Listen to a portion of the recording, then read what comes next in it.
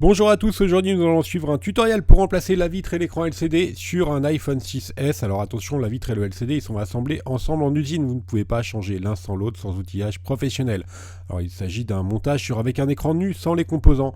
Il faut compter à peu près une demi-heure et le temps de difficulté noté 3 sur 5 sur notre site internet. N'oubliez pas que vous bénéficiez de 10% de remise avec le code YouTube sur notre site. Alors pour réaliser ce tuto, vous aurez besoin bien sûr de l'écran nu pour l'iPhone 6S, du kit d'outils spécial Bricophone qui comprend 10 outils spécialement sélectionnés pour faire toutes les réparations sur votre 6S. Et également, pour suivre ce tuto, vous aurez besoin du patron d'aide au montage qui est offert avec votre commande. Voilà, c'est un patron sur lequel on va noter l'emplacement de toutes les vis et de tous les petits éléments que l'on va enlever lors de la réparation. Vous retrouverez en lien en commentaire de la vidéo tous les liens vers les produits que l'on a utilisés pour réaliser cette réparation. Allez, on commence tout de suite le tuto, surtout avant toute réparation. Vous pensez bien à éteindre votre iPhone. On va commencer par ouvrir celui-ci, c'est toujours la même manipulation depuis l'iPhone 5. On va utiliser notre tournevis Pentalobe qui est en forme d'étoile pour enlever les vis qui sont notées A1 et A2, à droite et à gauche du connecteur de charge. Maintenant, on va placer la ventouse juste au-dessus du bouton Home. À noter que si votre écran est cassé, vous pouvez mettre un petit sticker pour que la ventouse puisse bien adhérer. Donc voilà, on positionne la ventouse au-dessus du bouton Home. Ensuite, on va tirer dessus jusqu'à l'apparition d'un petit jour, pour faire rentrer l'outil spécifique pour déclipser la vitre du châssis. On fait tout le contour de l'écran pour déclipser la vitre. Et ensuite, on va relever l'écran à 90 degrés. À noter que sur le 6S, vous avez un sticker double face qui fait le contour, voilà, mais qui s'enlève sans aucune difficulté. Maintenant, une fois qu'on a relevé l'écran, on va déconnecter les nappes de l'écran.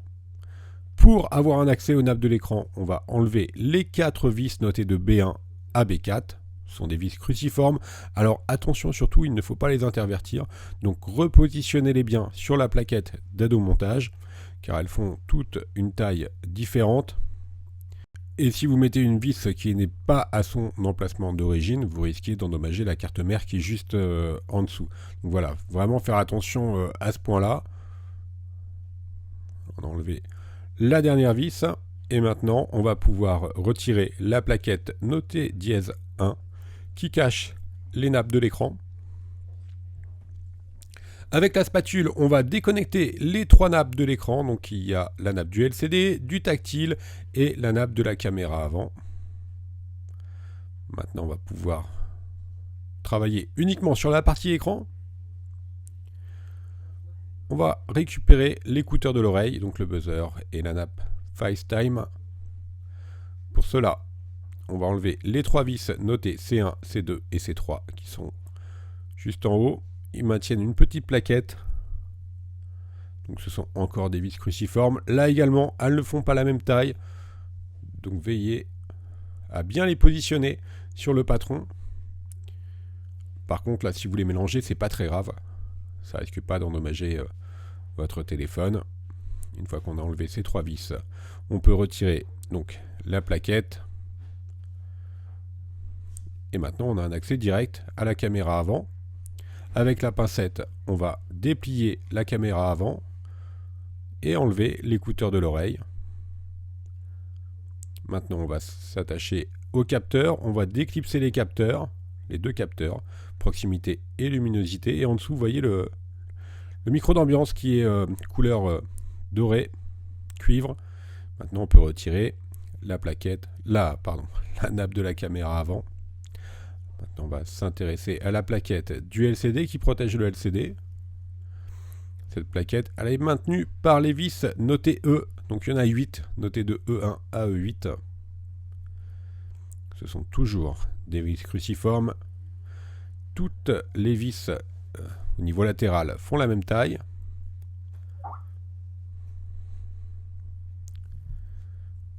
Voilà, ça ne présente pas de difficulté particulière à ce niveau-là.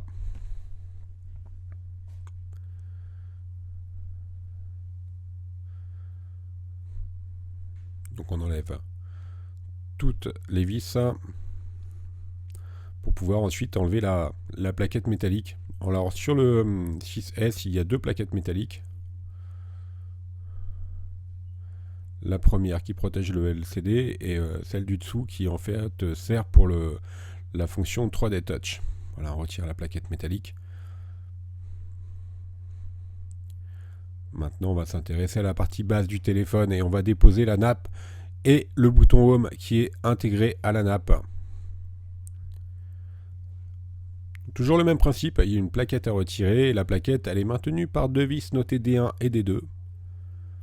Alors faites très attention, j'en profite pour vous dire que sur le 6S et sur le 6 également, vous devez remettre impérativement votre bouton Home d'origine pour faire fonctionner le Touch ID. Donc faites attention à cette étape-là. Quand vous allez enlever le bouton Home, il ne faut surtout pas abîmer la nappe.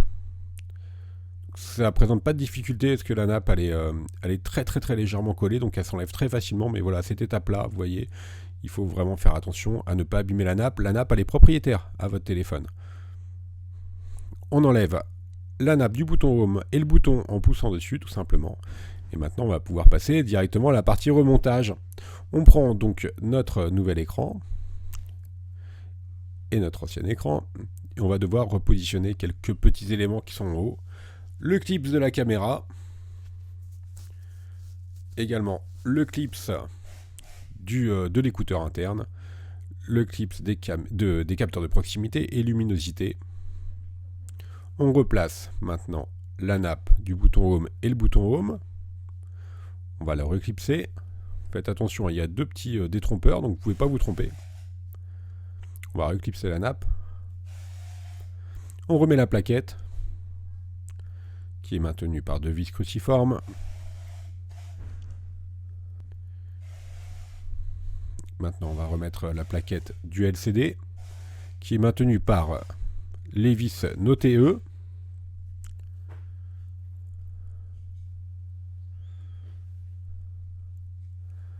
Alors juste un petit point pour revenir sur le Touch ID, la nappe du bouton Home.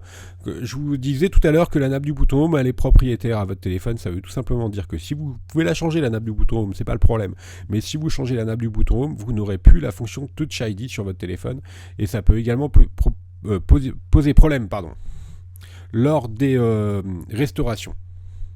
On remet la nappe de la caméra avant. On va commencer par remettre le micro d'ambiance qui est utilisé notamment par Siri, les capteurs de luminosité proximité, voilà, et ensuite on remet l'écouteur interne, ensuite on replie la caméra avant, la caméra FaceTime, là on repositionne la plaquette,